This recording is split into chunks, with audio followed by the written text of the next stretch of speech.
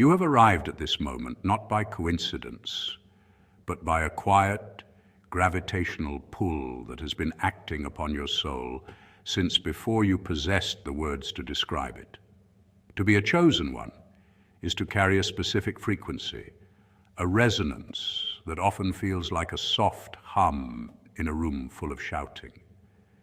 It is a state of being that is frequently misunderstood as loneliness, but in the realm of the spirit, it is known as sanctification, the process of being set apart for a specific use.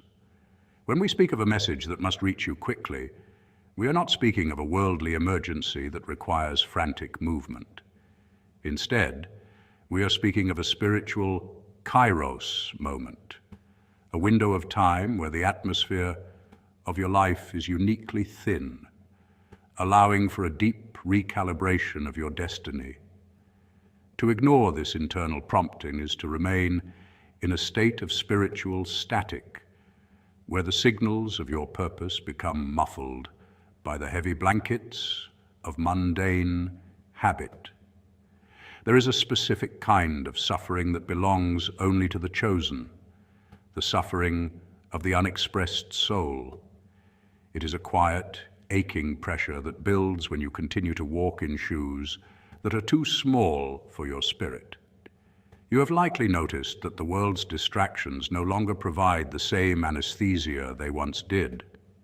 The entertainment, the hollow conversations, and the pursuit of superficial status have begun to feel like sand in your mouth. This is a factual, biological, and spiritual shift. Your nervous system is being upgraded to handle a higher voltage of truth, and this process requires a profound level of sobriety. To be sober, in this context, does not merely mean the absence of substances. It means a clarity of mind that refuses to be intoxicated by the illusions of the ego. It is the ability to look at your life with a calm, unblinking eye and see the patterns that no longer serve the light. If you turn away from this message, the consequence is not a bolt of lightning from the sky, but something far more subtle and more painful, the slow fading of your inner glow. It is the experience of becoming a dimmed version of yourself, moving through life in a gray fog because you refuse to step into the brilliance of your true calling. This message is a hand reaching through that fog, inviting you to return to the path of the anointed. It is an invitation to stop apologizing for your depth and to start honoring the sacred silence that lives within you. As we move through the 7 pillars of this awakening, I invite you to settle into your seat, to feel the ground beneath you, and to let these words wash over you like a slow-moving river, carrying away the debris of your doubts and leaving behind the polished stone of your true identity. Point 1, the necessity of the wilderness period. The first pillar of the chosen path is the full, sober acceptance of the wilderness, not as a season of punishment, but as a necessary stage of divine preparation. In traditional spiritual psychology, the wilderness functions as a process of deprogramming, a sacred interruption designed to strip away what was never truly you. From the moment you entered this world, layers were placed upon your consciousness, expectations from family, conditioning from culture, fears inherited from society, and false identities rewarded by approval. You were taught what success should look like, how loudly or quietly you were allowed to speak, what dreams were practical, and which parts of your soul needed to be hidden to survive. The wilderness is the divine laboratory where these layers are not violently ripped away, but patiently dissolved. For the chosen one, isolation is often the first unmistakable sign of anointing. There is usually a sudden falling away of relationships that once felt permanent, a disorienting shift in career or purpose, or a quiet realization that you no longer belong in rooms you once fought to enter. You may feel like a stranger among people who share your blood, your history, or your environment. This is not rejection. It is refinement. It is not evidence that you are unlovable, broken, or cursed. It is evidence that the Spirit is clearing the stage, removing distractions, and creating space for a new identity to emerge without interference. In the wilderness, noise is reduced so truth can surface. In the silence, you're confronted with the unfiltered sound of your own soul, and this is where most people turn back. The ego cannot survive silence because silence exposes illusions. It removes external validation and reveals what remains when applause disappears. Many flee this place by numbing themselves with busyness, relationships, or endless distraction. But the chosen one is called to remain. For you, the silence is not a void, it is a womb. It is where discernment sharpens, intuition strengthens, and inner authority is born. To resist this season by forcing yourself to fit in, chasing reconnection with people who have been divinely removed, or reopening doors that close without explanation is to engage in spiritual sabotage. When you attempt to pry open a door the Spirit has shut, the result is not fulfillment, but exhaustion, confusion, and resentment. The wilderness teaches a sobering and liberating truth. Your worth does not require witnesses. Your value does not increase when others see you, and it does not decrease when they forget you. You are enough even when you are unseen, unheard, and uncelebrated. This understanding cannot be learned intellectually. It must be embodied through time, patience, and endurance. Historically and factually, the greatest spiritual awakenings, philosophical revolutions, and intellectual breakthroughs were born in solitude, in deserts, on mountains, in caves, in prison cells, or in quiet rooms where no one was watching. The wilderness strips away dependence on external validation and replaces it with inner alignment. It teaches you how to move without applause, how to trust guidance without consensus, and how to stand firm without permission. This season does not demand speed. It demands stillness. It does not reward urgency. It rewards obedience to the slow unfolding of truth. Embrace your wilderness as a sacred sanctuary rather than a sentence, because it is the only environment quiet enough for the still, small voice to be heard without distortion. What is forming in you now could not survive the noise of the crowd, and when you emerge, you will understand that nothing was taken from you. Everything unnecessary was simply removed. Point 2, the refinement of speech and the power of silence.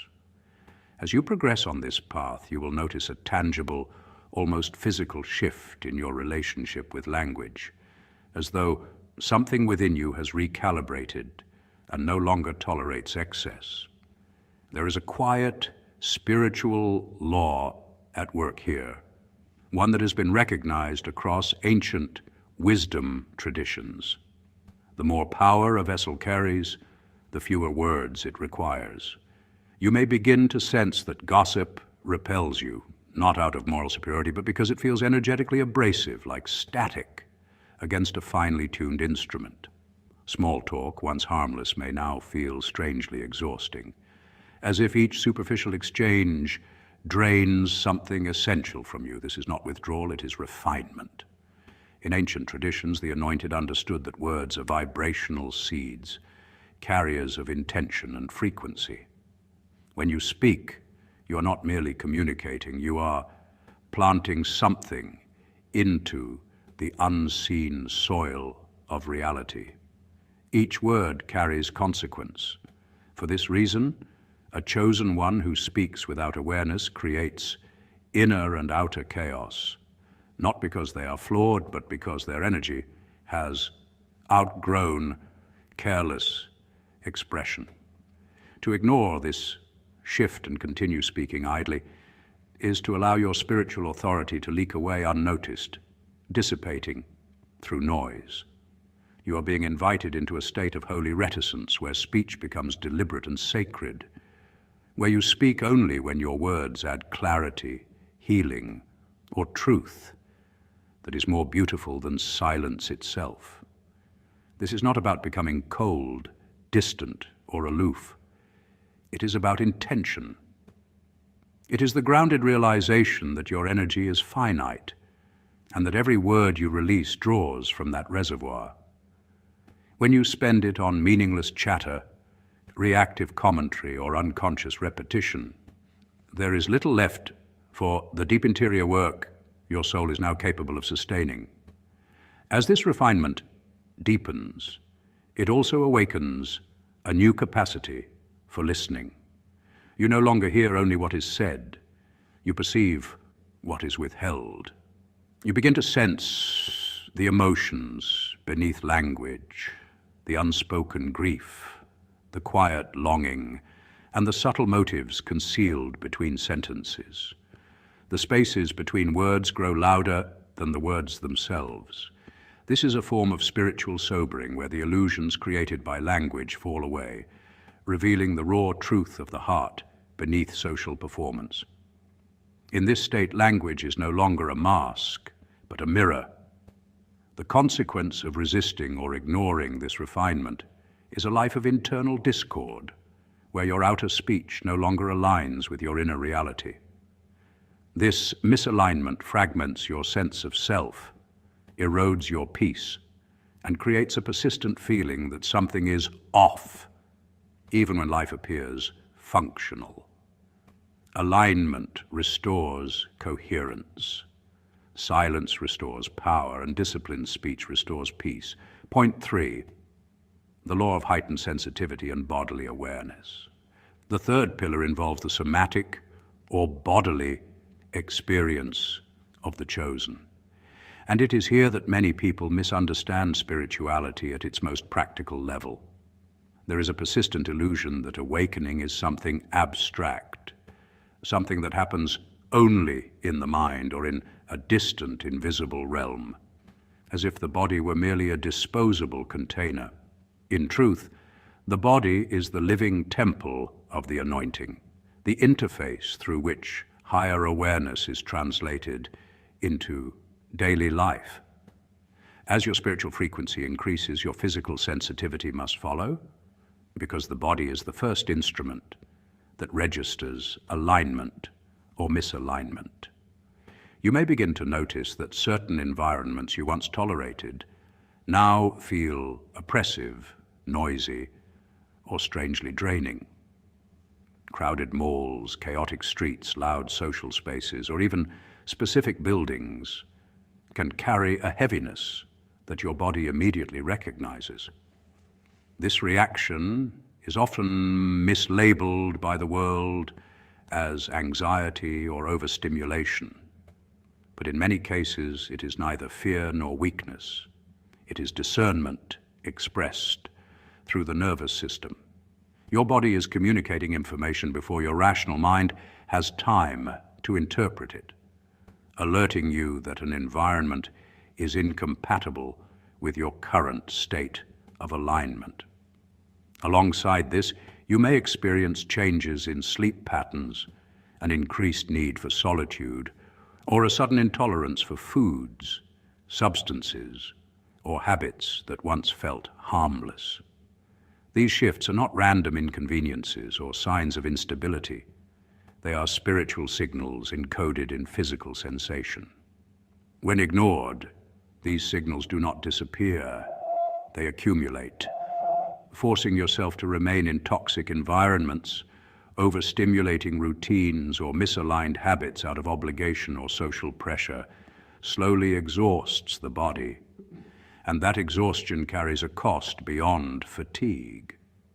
The consequence is a subtle dimming of intuition, a weakening of clarity, and a growing sense of inner noise. When the body is stressed, inflamed, or chronically misaligned, the receiver of spiritual insight becomes clouded, much like static interfering with a signal. This is why burnout is not only physical, but spiritual as well. It fractures the dialogue between the vessel and the source. To remain sober in this pillar means cultivating reverence for the body as a sacred tool, rather than treating it as an obstacle to transcendence. It means recognizing that rest is not laziness, but obedience, when the Spirit whispers, "Stay." And that restraint is not deprivation, but wisdom, when the Spirit whispers, "Wait." It means honoring the body's boundaries without guilt, understanding that sensitivity is not fragility, but refinement. The chosen does not seek comfort for its own sake, nor does it glorify suffering as proof of devotion. Instead, it listens carefully to the subtle language of tension, ease, heaviness, and lightness, and responds with humility. This daily practice is quiet and unglamorous, yet it's one of the most demanding disciplines because it requires honesty. It requires you to admit when something drains you, even if it once fed your ego. It requires you to step away from noise without explaining yourself, to choose nourishment over indulgence, and to value clarity over constant stimulation. This is the everyday spiritual life of the chosen, a continuous, gentle dialogue with the physical vessel, not ruled by rigid rules, but guided by attentive listening. Through this dialogue, the body remains clear, responsive, and receptive, allowing the divine to move through it without distortion. In this way, the somatic pillar becomes not a limitation, but a stabilizing force, grounding higher awareness into lived reality, so that insight does not remain theoretical, but becomes embodied truth. Point 4, the discernment of seasons and divine timing. One of the most profound spiritual facts is that timing is more important than effort. Yet this truth directly contradicts the modern world's obsession with constant motion, visible productivity, and endless striving. You're taught that value comes from relentless output, from proving your worth through exhaustion, and from forcing results through sheer willpower. But the anointed path does not respond to pressure, it responds to alignment. It is governed not by urgency, but by seasons. There is chronos time, the mechanical ticking of the clock that measures minutes and deadlines. And then there is kairos time, the sacred moment when conditions align and action carries multiplied power. A chosen one must learn to discern the difference, because wisdom is not found in how fast you move, but in knowing when to move at all. There are seasons when your highest calling is not visibility, achievement, or recognition, but concealment. These are the seasons of the hidden seed, buried deep beneath the surface, where no applause reaches and no validation arrives. From the outside, it appears as stagnation, but internally, something far more important is happening. Roots are forming, character is deepening, discernment is sharpening, strength is being built in silence. If you rush this stage out of fear of being left behind, fear of being forgotten, fear that nothing is happening, you may bloom too early. And what blooms without roots cannot endure heat, pressure, or resistance. It withers the moment real responsibility arrives. In contrast, when the season of harvest comes, hesitation becomes disobedience. The same wisdom that taught you to wait must now teach you to move decisively. Discernment is not passivity, it is precision. Those who ignore the language of seasons often fall into fruitless labor, working harder yet receiving less, exerting effort that produces no lasting return because it is misaligned with divine timing.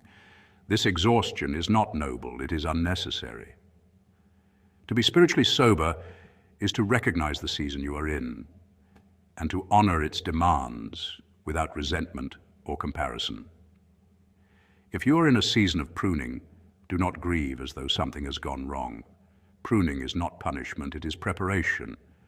The gardener removes what no longer serves the future version of you, creating space for greater fruit deeper impact and sustainable growth.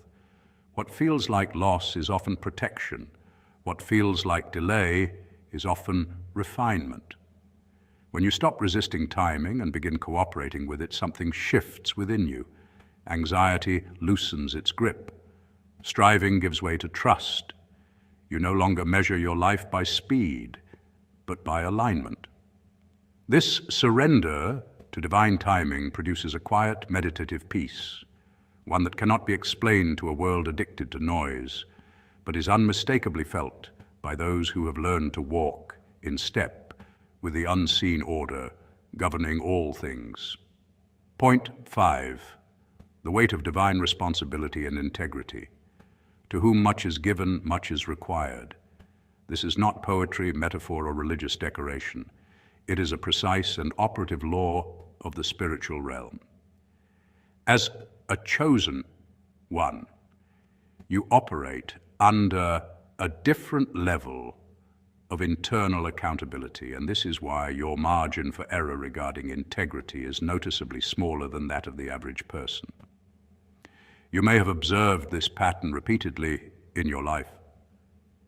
The moment you entertain a half-truth, a rationalization, or a subtle act of self-interest, an immediate internal pressure rises within you. It is not vague guilt nor social conditioning.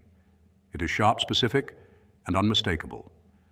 Others may engage in the same behavior and move on effortlessly, but you cannot. This difference is not unfairness. It is selection. You are being held to a higher standard of purity of heart because your life is meant to carry weight, influence, and consequence beyond the ordinary. This is not punishment. It is confirmation. It means the Spirit trusts you with more authority, and authority cannot rest on compromised character.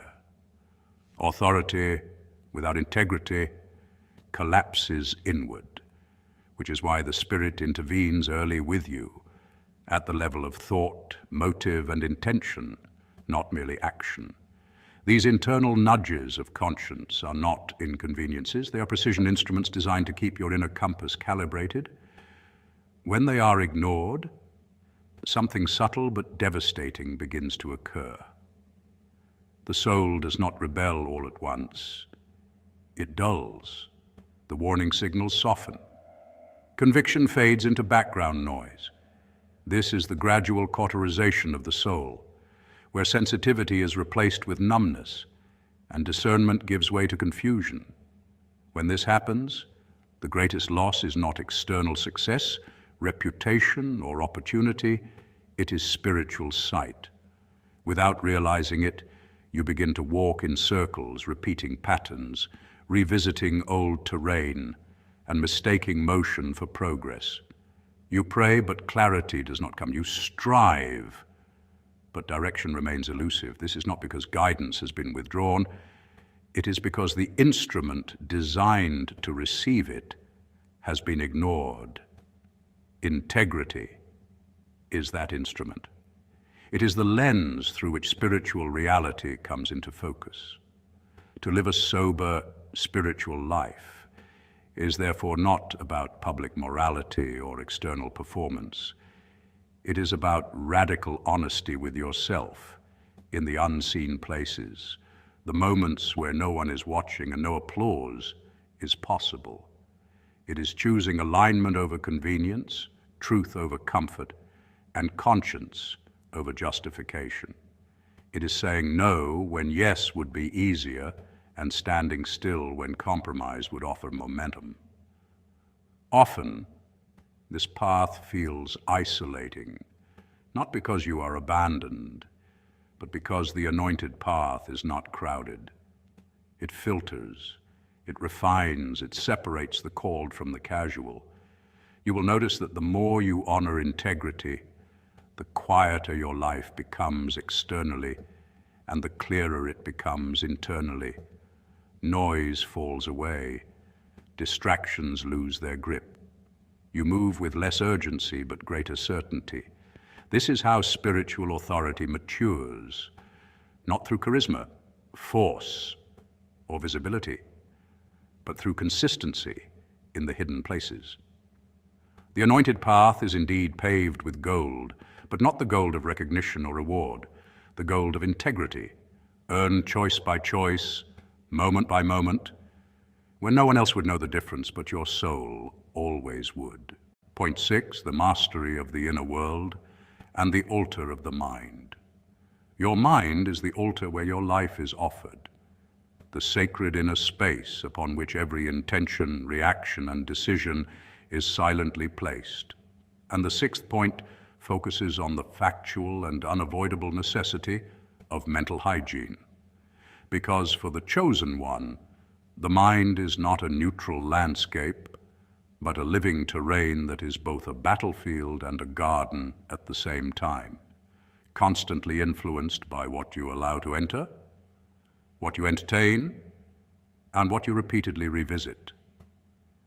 Because you are more sensitive to the unseen currents of emotion, meaning, intuition, and spiritual atmosphere, you are also more susceptible to the thought forms circulating in the world around you, fear disguised as logic, resentment masked as realism, and unworthiness presented as humility. And if you do not consciously cultivate your inner world through disciplined stillness, prayerful alignment, and the steady study of truth, your mind will slowly become a graveyard for anxieties that were never meant to belong to you. The consequence of neglecting the inner world is fragmentation, a subtle but devastating condition where the self is pulled in multiple directions, where you become a person of many faces, adapting, reacting, and performing rather than responding from a stable inner center rooted in clarity. Fragmentation drains spiritual authority because power flows only through wholeness. And when the mind is divided, energy leaks through every unresolved thought. To be sober in the mind does not mean to suppress thought or deny emotion, but to watch your thoughts with the same patient vigilance a shepherd gives his sheep, aware that what wanders unattended can be lost, injured, or stolen. Mental sobriety is the refusal to grant residency to thoughts of fear, self-betrayal, resentment, or imagined inadequacy, not by force, but by awareness, by seeing them clearly and choosing not to identify with them. This discipline is not dramatic, fast, or performative. It is slow, daily, and almost invisible to the outside world. And this is why it belongs to the work of the inner monk, the part of you that values mastery over applause and depth over noise. Every time your attention drifts into worry, and you gently bring it back to the present moment, you reclaim a fragment of yourself that would otherwise be scattered. Every time you interrupt a spiral of imagined outcomes and replace it with a thought anchored in peace, truth, or grounded reality, you are not being passive. You are actively strengthening the anointing that rests upon your life. This is how inner authority is built, not through confrontation with the world, but through consistency within the self. Over time, this practice reshapes your nervous system, your perception, and your presence, allowing you to remain calm in situations that unsettle others, not because you are detached, but because you are centered. Calmness in this sense is not weakness. It is stored strength, the visible sign of someone who has learned how to govern their inner world before attempting to influence the outer one. When storms arise, as they inevitably will, you are not pulled into chaos because your foundation is internal, not circumstantial. And it is this mastery that transforms you into a lighthouse rather than another ship lost at sea. You do not chase, argue, or prove. You illuminate simply by standing where you are, stable, present, and whole. And those who are ready will find their way not because you shouted directions, but because your inner light remained steady when everything else flickered. Point 7, the acceptance of being misunderstood as a divine shield. The final pillar is perhaps the most difficult for the human heart to accept. The reality of being misunderstood, not occasionally, not temporarily, but as a consistent condition of walking a divinely assigned path. As a chosen one, you are living by an inner law that is invisible to most people, guided by discernment rather than consensus, obedience rather than popularity, and depth rather than display. Your decisions are not fueled by impulse or social validation, but by alignment. And to those who cannot perceive this inner compass, your actions will often appear illogical, distant, arrogant, or, strangely, unrelatable. This misunderstanding is not a flaw in your character. It is evidence of your assignment.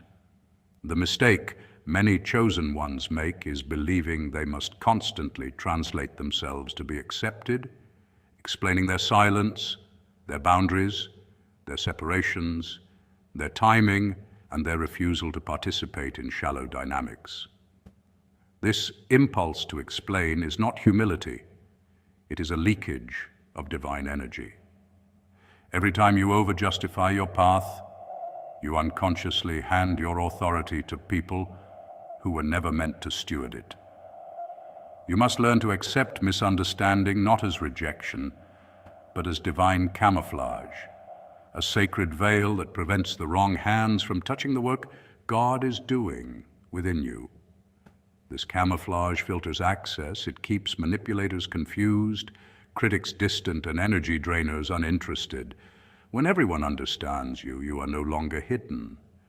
And when you are no longer hidden, you are vulnerable to dilution. The consequence of seeking universal approval is not peace, it is erosion. Your anointing becomes thinner each time you soften truth to be liked, each time you edit your convictions to avoid discomfort, and each time you abandon clarity for applause. A message designed to please everyone loses its ability to transform anyone. Power requires precision, and precision requires the courage to be misread. To be sober, spiritually and emotionally, is to stop outsourcing your worth to the reactions of people who lack the perception to judge your obedience. Sobriety is the discipline of finding your validation in the quiet, unwavering, well done of the Spirit, rather than the loud, unstable praise of the crowd. This shift produces a profound humbling of the social ego. You stop performing, stop persuading, stop chasing confirmation, and begin moving with calm authority. You no longer need to announce who you are because your alignment speaks for you. You no longer need to defend your silence because your peace explains it. You walk gently, not because you are unsure, but because you are anchored. This acceptance does not make you cold or withdrawn. It makes you grounded. It allows you to love without attachment, to serve without self-betrayal, and to stand alone without loneliness. Being misunderstood no longer wounds you. It frees you. It removes the burden of being palatable and replaces it with the responsibility of being true. In this state, your confidence becomes quiet, your humility becomes natural, and your presence becomes weighty. You move through the world unseen by many, yet fully known by the only one who truly matters. And in that knowing, you are complete, unshaken, and sober in spirit. As we draw this meditation to a close, allow yourself to fully inhabit the stillness you have cultivated, not as an idea, but as a lived presence within your body and breath, because the message has already reached you and settled where it was meant to land. You now stand at a quiet crossroads of awareness, where choice is no longer dramatic, but sober and clear. The consequences we have reflected on are not punishments or threats. They are simply the natural outcomes of living out of alignment with truth, just as harmony naturally produces peace. And the rewards of alignment are immeasurable. A peace that passes understanding, a clarity that simplifies life, and a deep sense of being at home within yourself even while the world remains uncertain. The anointed path is never rushed. It unfolds slowly through deep breaths, extended silences, and small, faithful steps taken without applause. You are not required to solve the next decade today. You are only asked to honor the light entrusted to you in this hour. Rest in the knowing that you are being guided, protected, and refined with precision. The weight you feel is not a burden, but a mantle, shaped specifically for you. Carry it with humility, walk with sobriety, and trust the sacred timing of your own unfolding. You are a vessel of light, and the world awaits your quiet, steady radiance.